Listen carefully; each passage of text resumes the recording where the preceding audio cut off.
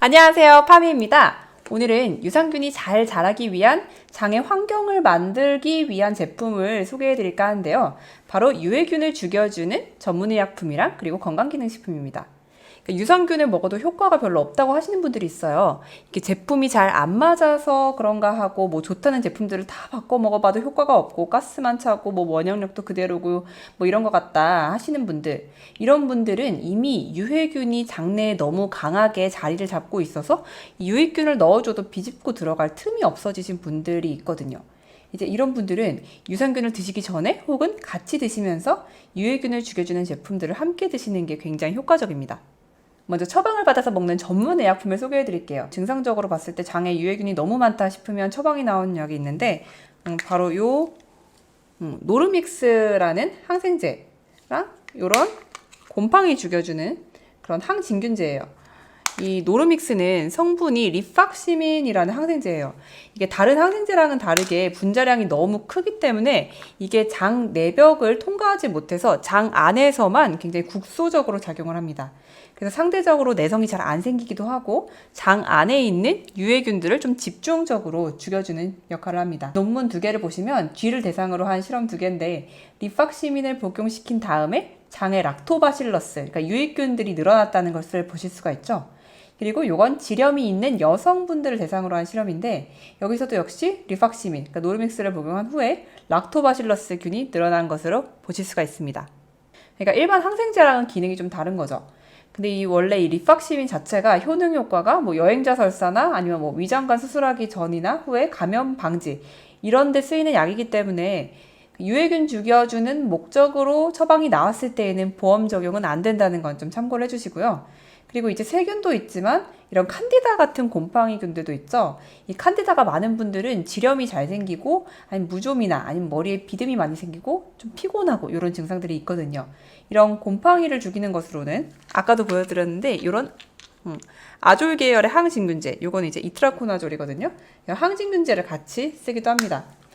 이 아졸 계열이 오래 먹으면 간에 또 무리가 좀 갈 수 있기 때문에 꼭 필요한 만큼 숙련된 의사 선생님과 상태를 잘 상담해 가면서 처방을 받으셔야 됩니다.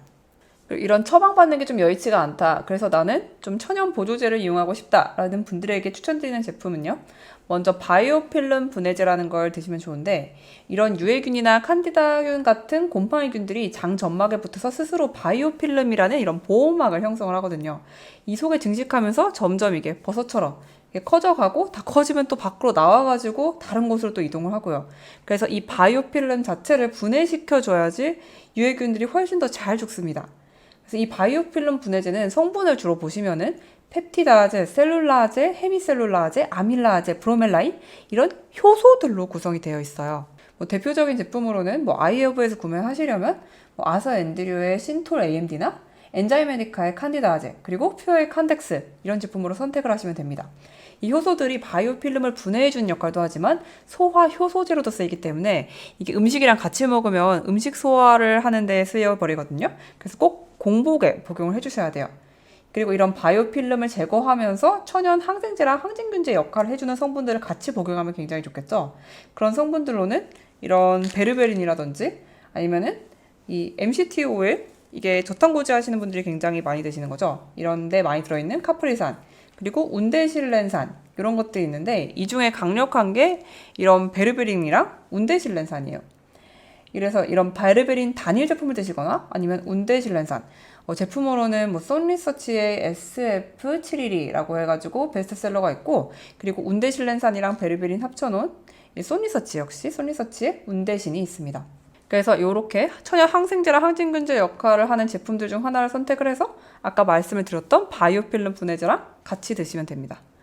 저는 이렇게 노르믹스를 처방받을 때도 있고 이런 베르베린 같은 보조제를 먹을 때도 있어요.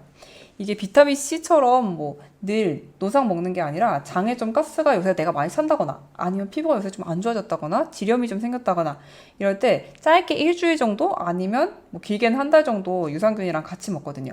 그러면 가스도 확실히 줄고 뭐 냉 같은 증상도 많이 좋아지고요. 그 다음에 꼭 쉬어주면서 뭐 글루타민이나 글루타치온 같은 것들로 장 점막을 좀 회복시켜주는 과정을 거칩니다. 특히 이런 베르베린은 이게 좀 상당히 자극적인 성분이기 때문에 꼭 휴약기를 두셔야 돼요. 요게 공복에 드시면 효과가 좋긴 한데 저는 좀 공복에 먹으면은 좀 위가 좀 쓰리더라고요. 그래서 저는 밥 먹고 먹습니다. 이 밖에 조금 더 유해균 죽이는데 더 효과를 보고 싶다 하시면은 아까 제가 말씀드렸던 이런 MCT 오일이라든지 아니면 이런 오레가노 오일이라든지 아니면 자몽씨 추출물 그리고 바이오필름에서 철분을 빼앗아주는 역할을 하는 락토페린 이런 게 있어요. 이런 것들을 또 같이 복용해 주시면 좋겠죠. 제가 이렇게 많은 제품들을 나열해 드렸는데 사람마다 사실 각각 과민하게 반응하는 것들이 너무 다양하고 천차만별이기 때문에 잘 맞을 것 같은 것들을 선별해서 사용해 주시고요. 그럼 모두 건강한 장과 건강한 피부를 가지시길 바라면서 궁금한 점 있으면 댓글 달아주시고요. 감사합니다.